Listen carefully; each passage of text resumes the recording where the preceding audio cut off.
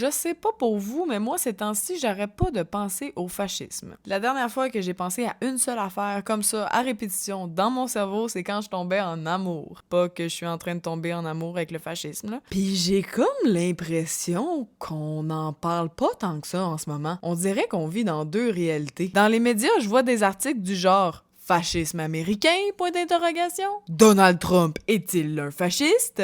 Je sais pas. La neige est-tu froide? Bernard Drinville est-il un épais? Puis là, t'en parles à du monde, pis y'en a qui disent « Ouais, mais là, ça arrivera pas ici. Hey, cligne pas des yeux, ça s'en vient vite. » Déjà que les communautés autochtones, noires pis non-blanches en général vivent déjà leur lot d'oppression étatique. Des montées de gouvernements d'extrême droite, y a ça en ce moment partout dans le monde. Puis ces gens-là, ben ils ont pas tendance à se tanner. C'est pas comme une TDAH qui découvre un nouvel hobby, puis que là, dès que la dopamine est partie, whoop, la machine à coudre s'en va dans le garde-robe, à côté du stock de scrapbooking. Je suis peut-être naïve, mais moi je pensais que depuis la pandémie, on allait comprendre la gravité des crises mondiales. En 2020, on lavait notre épicerie, puis là, les gens ont de la misère à boycotter 2 minutes Amazon. Oui, mais là, c'est pratique, Amazon. Je sais que c'est pratique, c'est leur modèle d'affaires. Si à toutes les fois que tu recevais un colis, le livreur kickait ton chat, ça aiderait notre PR. Je sais que Amazon, McDo, Starbucks, c'est tout bien pratique, là.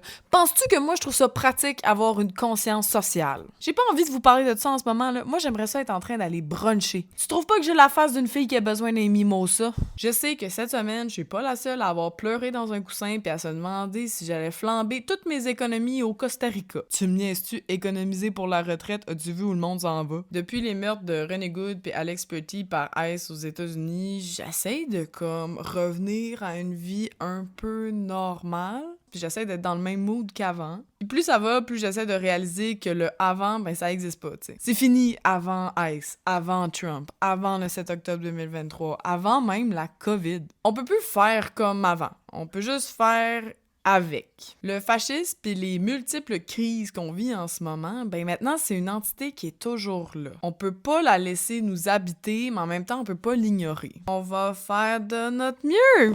Hey, en tout cas, hein, bonne chance, la gang!